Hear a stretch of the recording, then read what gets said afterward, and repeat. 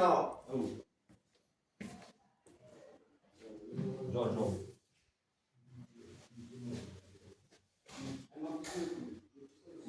Non stare come coglione.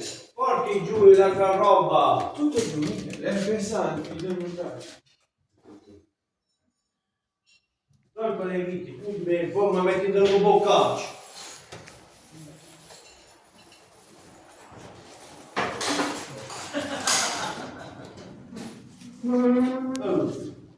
Chiudi la casa.